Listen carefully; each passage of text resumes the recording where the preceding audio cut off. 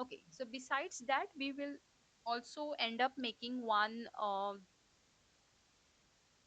research timeline. Okay, so what you see here is I have made a project phase.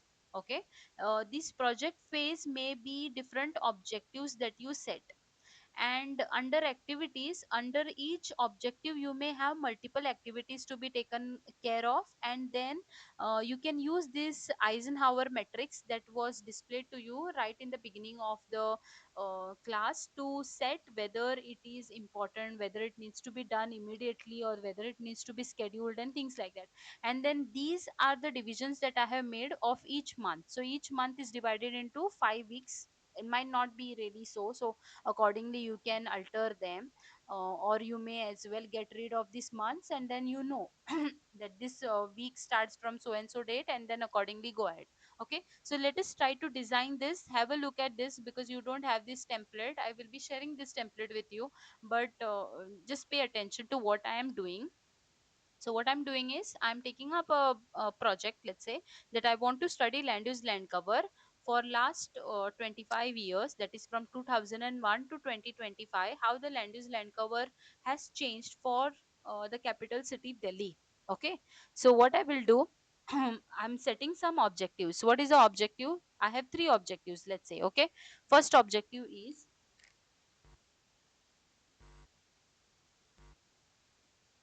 land use land cover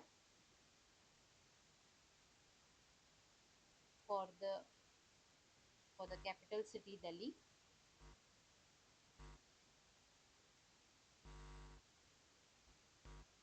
So I want, my first objective is to measure, to find out what is the land use land cover for the capital city Delhi for 2001. So in this, what do I need to do? Which are the different activities that I need to do?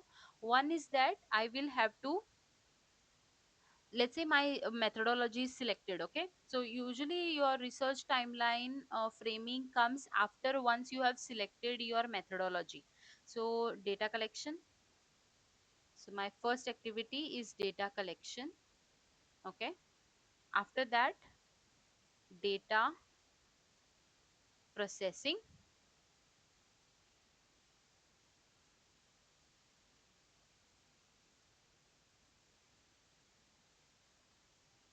Data processing, and then um, data analyzing,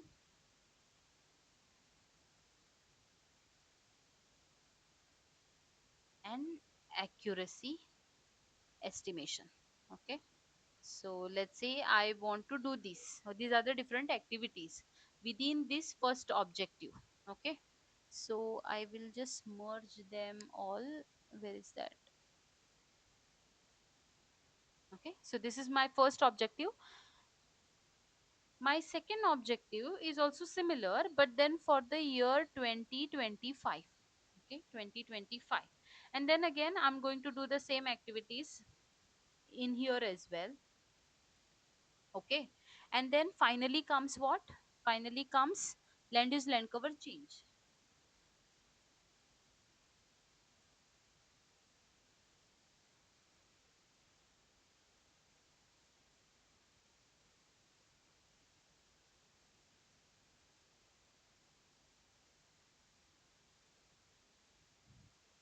Essentially, when it comes to anthropogenic studies like that of land use land cover change, you you must be definitely studying a new study area, or maybe that the timeline that you are selecting is different. So definitely it is going to be a new research work,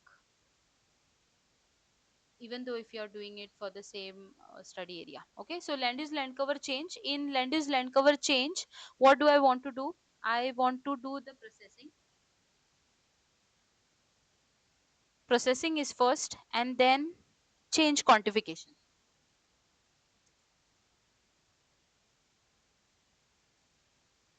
Okay, so these are the two activities that we will include under these.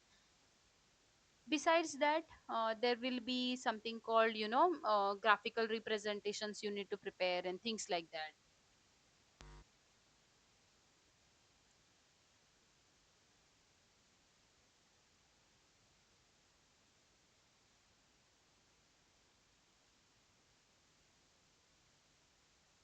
We can add these into activities. So I will write here data representations. Data representations will include graphical representation, statistical analysis. Statistical analysis will come first. Statistical analysis will come first, and then comes graphical representation. So excuse me for that. And then maybe maps. Okay, maps creation. So these are the different activities under here. Accordingly you can then go ahead to even make the other things like that of writing, maybe introduction writing. You can assign some time period for it. Now let me just show you for one or two. For example, data collection. For data collection, how many weeks do I require? Let's say I require just 1 week, right? So I will give it a specific color, data collection. So only 1 week is required. After data collection, only then I will be able to start processing the data. So let's say for processing the data I require 2 weeks. Then for data analysis I require, let's say, another 2 weeks. Okay. And then for accuracy estimation, let's say I require 1 week. Okay. So these are what we call Gantt charts. Okay, these are called Gantt charts. These are traditional charts that you will see almost in every proposal as well. So data collection, let's say, yet again I can take up this data collection and here the data collection side by side, correct? No. So in the first week itself, let's say I will collect the data for the second objective as well. Let me give it some different color, maybe blue. Okay.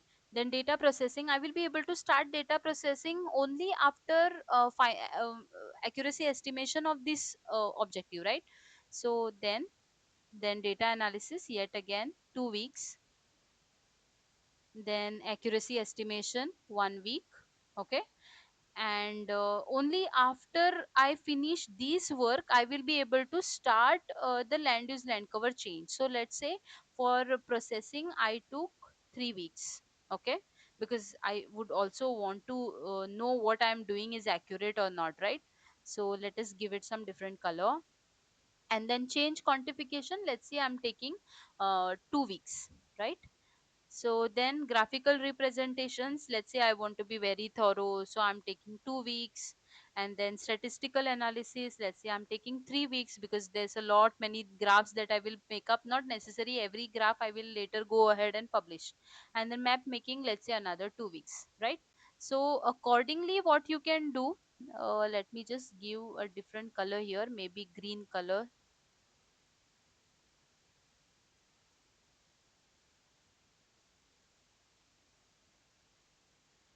Okay. So accordingly, you can continue develop all your methodology and priority also you can set, schedule it, or do it now and things like that. You can go on changing them as per however it goes, right? So yes, so this is one timeline that I will be sharing with you. Along with that, there are many more templates also that I will share with you. If you want to create one of your own, then go ahead, create it. If not, then you can definitely. So